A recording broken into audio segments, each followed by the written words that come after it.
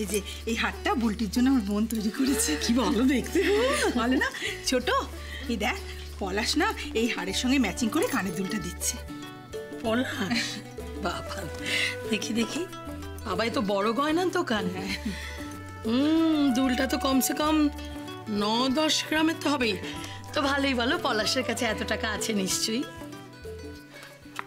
না রে, এটা পলাশের বউ ওর গয়না বিক্রি করে করেছে। পলাশের বউ মিঠু, ওদের তো মেয়ের বিয়ের কথা চলছে, তখন শোনা পাবে কোথা থেকে? যখন হবে তখন দেখা যাবে। ছোট ওমা, এ আবার কি কথা, এরকম হয় নাকি? ওমা, কেন হবে না? গেরস্ত বাড়িতে না এইরকমই হয়। বিয়ের সময় এ ওর পাশে দাঁড়ায়, ও ওর পাশে দাঁড়ায়। এই দেখো না, যখন মিঠুর মেয়ের বিয়ে হবে তখন আবার বুলটির মা ঠিক গয়নাগাটি নিয়ে ওর পাশে দাঁড়াবে। বলে মা, আমি বলছিলাম কি, এই হার আর কানের দুল ম্যাচিং করে আমরা হাতের কিছু দিতে পারি না? কেন পারবো না? ধরো একজোড়া বাউটি বা কঙ্কন, খুব ভালো হবে গো। এই নলিনী, দেখ না কেমন হবে, দেখ তো। মানে এই ডিজাইনের হাতের বলছিস? খুব ভালো হবে রে, কি সুন্দর ডিজাইনটা, একজোড়া হাতের। সে তো যত মধু ঢালবে তত মিষ্টি হবে, তাই না? কিন্তু তা বলে তো সেটা করলে চলবে না, এটা তো আমাদের সাধ্যের বাইরে, আমরা তো পারবো না। দুটো কঙ্কন কি করে হবে? হবে না। দুটো কেন ছোট? আজকালকার দিনে মডার্ন মেয়েরা তো এক হাতে পরে, তাই না? শ্রী একটার কথাই বলছে, একটা তো রে। মা, মা দেখুন না, হবে না মা? আমি বলছি কি, তুমি অত চিন্তা না করে একবার দোকানে খোঁজ নাও না, কিরকম কি হবে না হবে। মা, একটা কঙ্কনও হবে না, মানে আমাদের সাধ্যের বাইরে। অবশ্য দিদিভাই যদি নিজের হাতের দুখানা বিক্রি করে কঙ্কনটা বানাতে চায়, তাতে অবশ্য আমার কিছু বলার নেই। এই ছোট বৌমা, এই ছোট বৌমা, ছোট বৌমা, তুমি তুমি কি বলো তো? হ্যাঁ, তুমি একবার ভেবে চিন্তে কেন কথা বলো না গো? এই যে একটা এস্ত্রী মানুষ বড় বৌমা, ওর তো গয়না বলতে ওই 4 গাছি চুড়ি আছে, সেটাও যদি বেচে দেয় খালি হাতে ঘুরে বেড়াবে। আমি কি তাই বললাম নাকি দিদিভাইকে? দিদিভাই, তুমি আমার ওপর খামোখা রাগ করছো।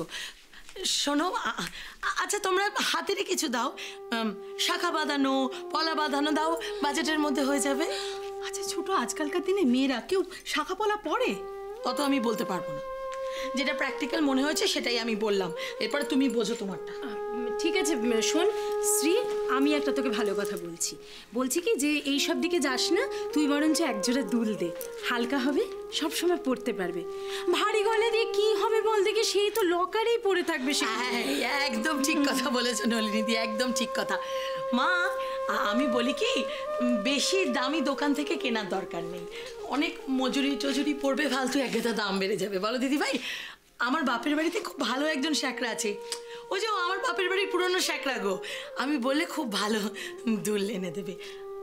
আমি কি বলবো মা? হ্যাঁ বলি তাহলে? হ্যাঁ বলে দিচ্ছি মা।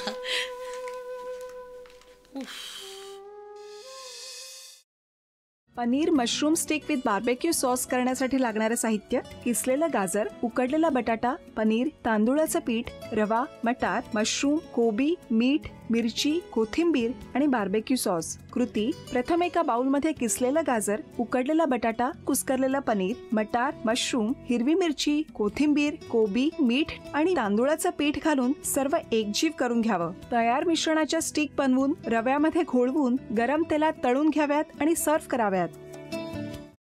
मामी, कोणता भक्त हाक मारतो आहे?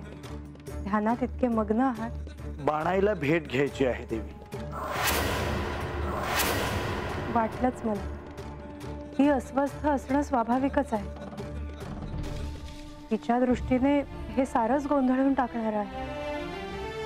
अशा वेळी तिला तुम्हाला किंवा मला भेटावं असं वाटणं हे स्वाभाविक आहे. नमस्ते अंकल जी, वो हमें आपसे कशा करता आलेस तू इथे? बेकीची चारी करायला? काय समजतो काय स्वतःला तू? अरे आजारपणात माझा जीव वाचवला म्हणून घरातल्या पोरीबाळींवर. अरे कुठून कुठून येता तुम्ही, नाही ते उद्योग धंदे करता इथं. खपवून घेणार नाही, मी सांगतो तुला. मी फार वाईट माणूस आहे, लक्षात ठेव. पोलिसात देणार होतो तुला, केवळ विके आडवाला म्हणून लक्षात ठेवलं. ते इथून दिंड काढणार होतो तुझी मी. मामा, आता आपण काहीच करू शकत नाही.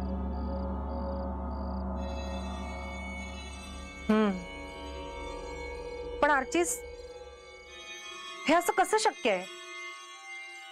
आपण तर सगळे आवाज रेकॉर्ड केले होते ना, राईट? हो. मग हे असे कोणते आवाज रेकॉर्ड झाले जे आपल्याला ऐकूच आले नाहीत? I mean, how can it be possible?